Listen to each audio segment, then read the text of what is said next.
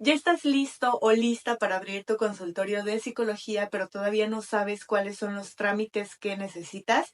En este episodio te voy a contar qué permisos y licencias son indispensables para poder ejercer de manera legal y sin contratiempos. Desde tu cédula profesional hasta todos los requisitos para el espacio físico, te voy a explicar paso a paso cómo hacerlo. Y mi meta es ahorrarte muchas horas de investigación y posiblemente dolores de cabeza, porque vamos a hablar de los trámites que sí o sí necesitas tener para abrir tu consultorio de psicología. Quédate hasta el final y recuerda suscribirte para poder recibir todas las notificaciones de los próximos episodios. Comenzamos.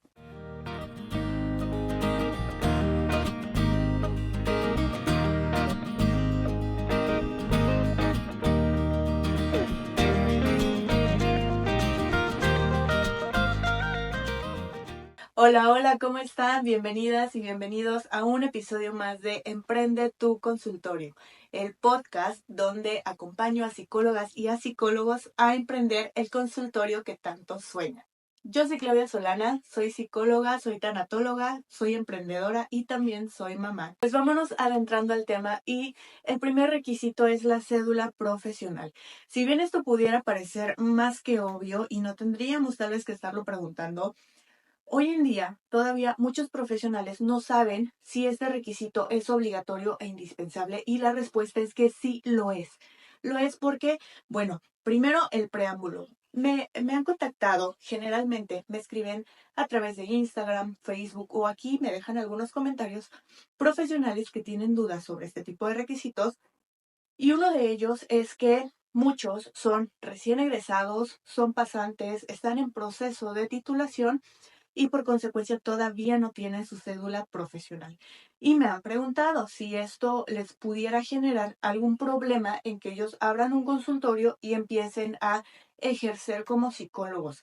Si tú te regresas unos episodios antes, recordarás que yo les comentaba que si bien puedes abrir un consultorio, el tipo de servicios es muy diferente si tú te presentas como un psicólogo y no tienes cédula profesional, a que si brindas asesorías en diferentes áreas y que al final de cuentas no estás tratando necesariamente de emitir un diagnóstico, dar recomendaciones clínicas, brindar un tratamiento terapéutico, porque eso todavía no es algo que tú como profesional tengas permitido hasta que tengas una cédula profesional. Ahora, dentro de esto también me han preguntado si tengo cédula de psicopedagogía, de pedagogía, de ciencias de la educación. ¿Puedo abrir un consultorio? Es muy distinto un consultorio enfocado en aspectos psicopedagógicos o educativos o relacionados con el aprendizaje a un consultorio de psicología clínica o un consultorio de salud mental. En ese sentido, quienes pueden dar terapia psicológica de acuerdo con la ley de salud y algunos artículos específicos respecto a la ley de salud mental, menciona que quienes brindan terapia psicológica y atención psicológica son los psicólogos que cuentan con cédula profesional. Al menos aquí en México está establecido legalmente que así es como tiene que ser. Aquí hay que hacer una diferencia entre la atención psicológica, la consulta psicológica o la terapia psicológica, que es la que puede brindar un licenciado en psicología con cédula profesional, a psicoterapia o proceso psicoterapéutico, que es aquel proceso que brinda un profesional que cursó una maestría y tiene una cédula en algún modelo psicoterapéutico. Por ejemplo, psicoterapia integrativa, psicoterapia gestalt, psicoterapia o terapia familiar sistémica.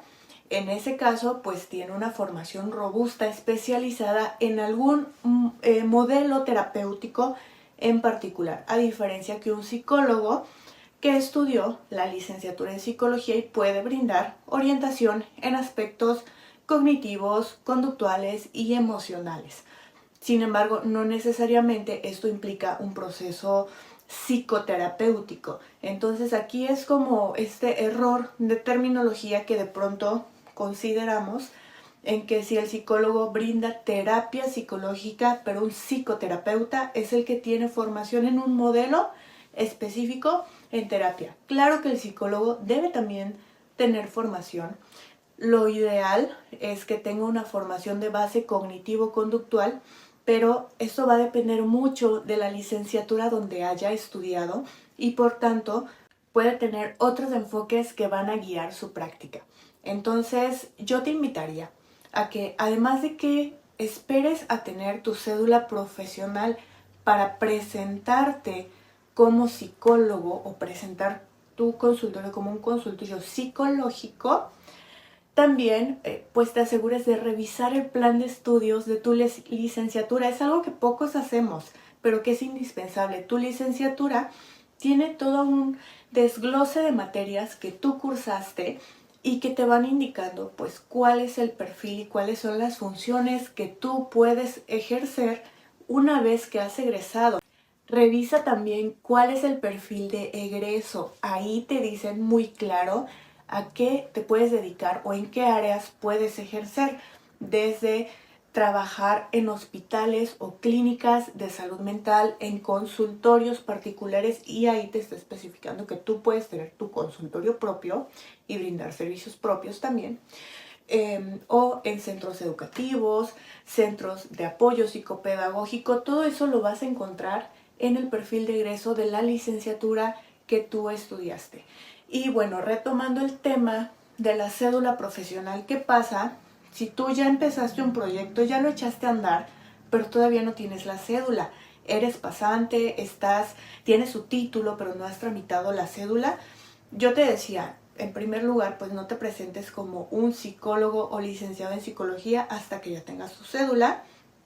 Y en segundo lugar, pues modifica la forma en que tú ofreces los servicios, porque si tú ofreces consulta psicológica y tu paciente te dice, ok, pero necesito que me brindes un informe, y en ese informe obviamente tiene que estar tu nombre completo y tu cédula profesional, y pues no la tienes.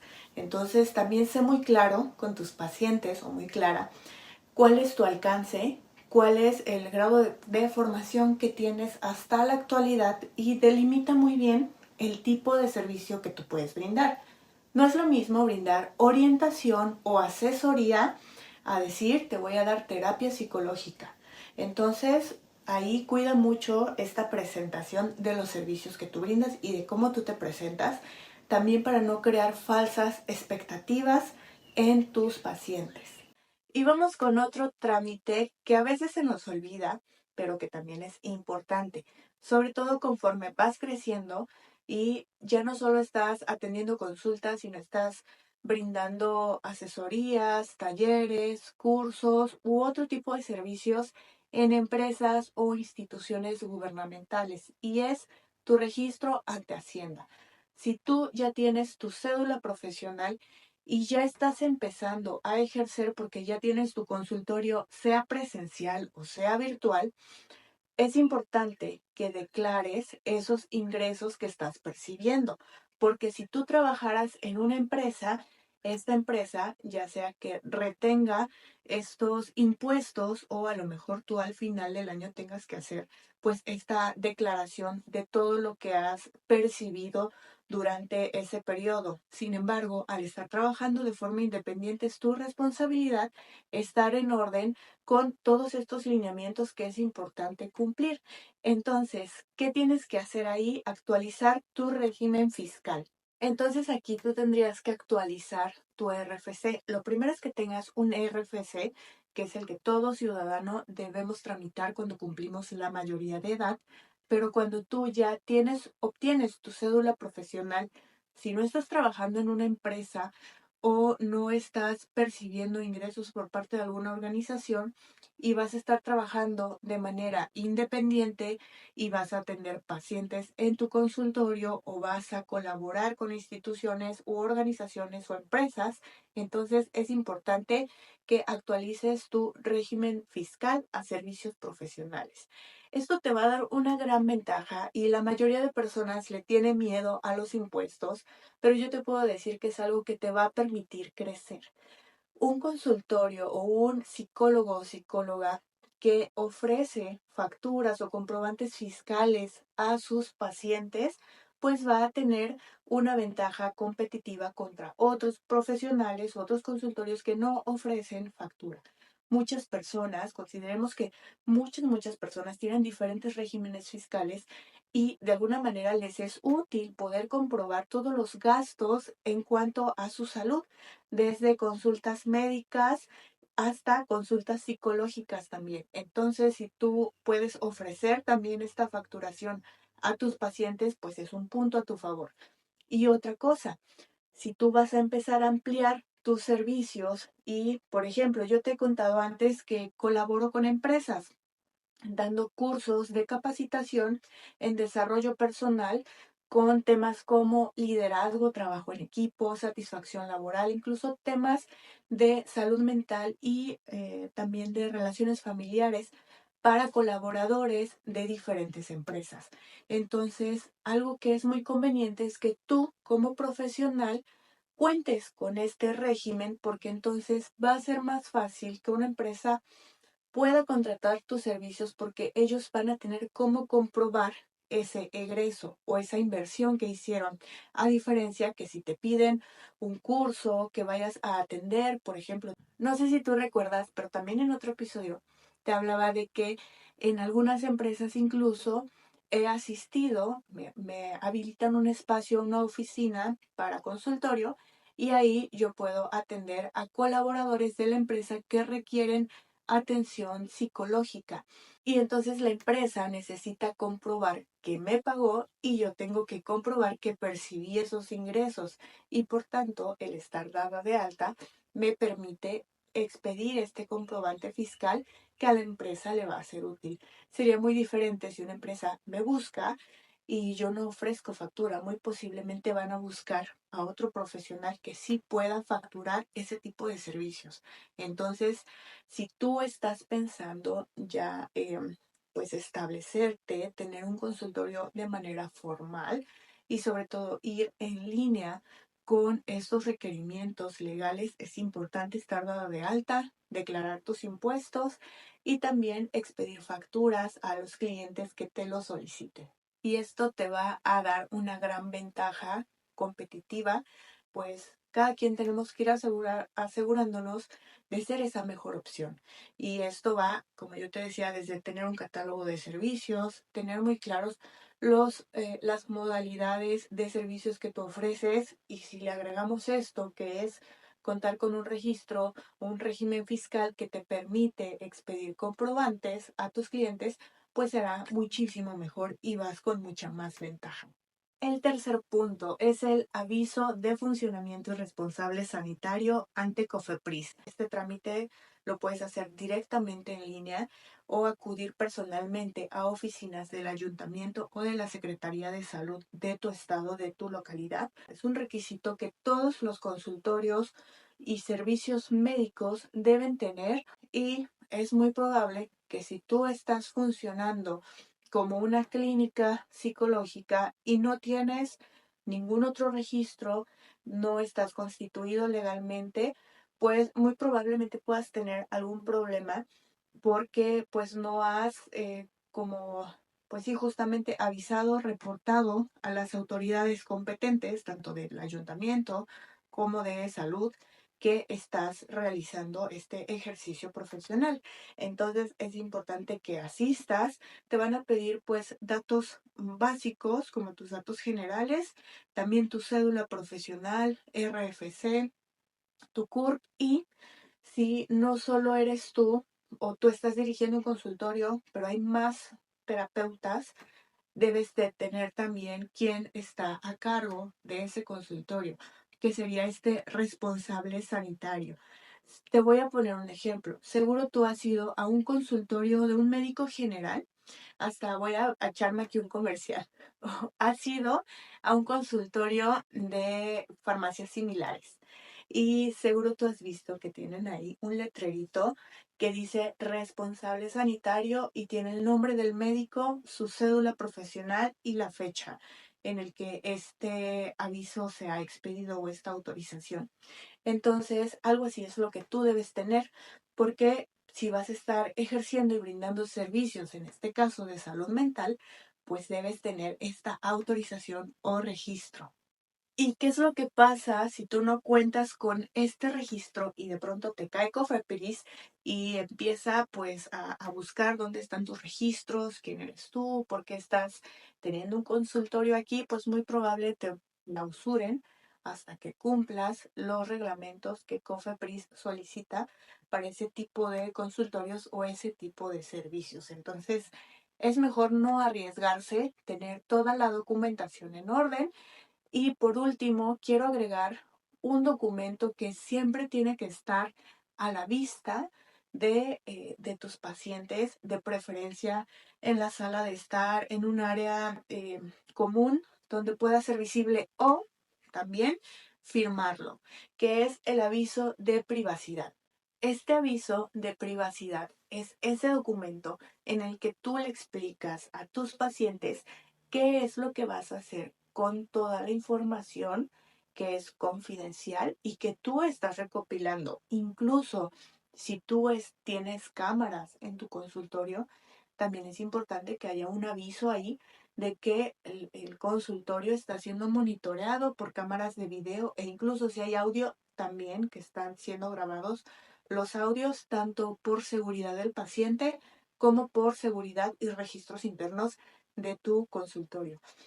Y bueno, yo te decía, este aviso de privacidad pues garantiza a tus pacientes que vas a hacer un buen uso de su información confidencial, porque al final de cuentas te están brindando prácticamente muchos datos que tienen que ver con sus hábitos, rutinas, información personal, y que sobre todo pues tú como particular, por ley, aquí en México existe esta ley de protección de datos personales en posesión de particulares. Y eso significa que tú debes dar una razón de qué es lo que estás haciendo con toda esa información. Especificar si la vas a utilizar para expedientes, para algún estudio clínico. Debes garantizar que esa información es confidencial y que no va a ser publicada bajo ningún medio. Y sobre todo también, algo que ya les he mencionado antes sobre el expediente clínico, es que todos los datos clínicos recopilados no pueden salir, el expediente clínico no puede salir de la consulta si no es por solicitud de un juez o un fiscal dentro de un proceso legal que el paciente esté llevando a cabo. De ahí en fuera, tú lo que puedes ofrecer es tal vez un informe clínico, un informe terapéutico, pero el expediente original siempre va a ser propiedad de la clínica o del consultorio y no puede salir por ningún motivo, aunque el paciente te lo solicite. Y eso también lo especifica la ley del expediente clínico en México. Entonces vamos a ir concluyendo con este episodio. Retomamos de manera general estos puntos que te acabo de comentar. Indispensable número 1, contar con tu cédula profesional para poder ejercer como psicólogo y brindar consulta psicológica o terapia psicológica, cédula profesional de la licenciatura en psicología o cédula profesional de tu maestría en psicoterapia si tú vas a ejercer como psicoterapeuta. El siguiente requisito, requisito número 2, es estar dado de alta en Hacienda, seleccionando el régimen fiscal que te corresponde, que generalmente es el de servicios profesionales, y declarar los impuestos que corresponden por el ejercicio de esta profesión, además de que no le puedes negar a tus clientes o pacientes la expedición de un comprobante fiscal si tú estás trabajando de manera independiente, porque eso podría traerte problemas legales. Número 3, el aviso de funcionamiento y también la autorización del responsable sanitario. Es este documento que te puede expedir Cofepris, el ayuntamiento o la Secretaría de Salud de tu localidad, dependiendo en dónde te encuentres, y que también lo puedes tramitar en línea si estás en México, con el cual tú ya tienes permitido realizar actividades profesionales en el ámbito de la salud en tu consultorio. Y número 4, y por último, pero no menos importante, el aviso de privacidad, que todos tus pacientes estén enterados de qué es lo que tú haces con la información confidencial y personal que has recopilado dentro de su expediente y les garantices esta privacidad de que no vas a compartir la información, no va a ser hecha pública o también especificar en qué casos puede ser utilizada esta información. Por ejemplo, para enviarles promociones a través de mensajes o llamadas, para dar recomendaciones a otros servicios o a otras clínicas. En fin, tú ahí tendrías que especificar bajo qué términos o parámetros tú vas a hacer uso de esa información y recuerda siempre apegarte a la ley de protección de datos personales en posesión de particulares en tu país o en este caso estamos en México y es importante que la leas y sepas qué está permitido y no dentro de esta ley cuando tenemos datos personales de nuestros pacientes o clientes. Y yo espero que si tienes alguna duda, me dejes aquí tu comentario. Para mí es súper valioso poder responderte tanto en mensajes como en los mismos comentarios o dentro de otros episodios, poder dar una respuesta más amplia a esas preguntas que regularmente me hacen y que pues son indispensables conocer porque al final de cuentas estamos ejerciendo una profesión, pero al mismo tiempo es nuestra responsabilidad lo que hacemos con este ejercicio de la profesión y está en nuestras manos la salud mental de las personas que han depositado su confianza en nosotros. Entonces, hay que hacer nuestro trabajo con las mejores prácticas, con empatía y también haciendo valer los derechos que tenemos como profesionales, pero también los que tienen nuestros pacientes como clientes y como personas. Si te sirvió este episodio, compártelo con otros psicólogos que también estén iniciando su consultorio o que ya tengan el suyo y quieran aprender más. Déjame aquí un comentario con la palabra guía y te voy a mandar mi guía sobre consultorio psicológico, claves para un espacio funcional y profesional. Y si tú quieres aprender más sobre cómo puedes emprender tu consultorio de manera efectiva, te invito a suscribirte a mi membresía Neuroexplora. Ahí tenemos clases exclusivas sobre emprendimiento y consultorios psicológicos y psicopedagógicos. Y no solo vas a aprender sobre las licencias y las responsabilidades que tienes, sino también estrategias para poder hacer crecer tu consulta y atraer más pacientes o más clientes. Por mi parte, esto es todo. Me despido y nos escuchamos en un próximo episodio de Emprende tu consultorio. Hasta la próxima.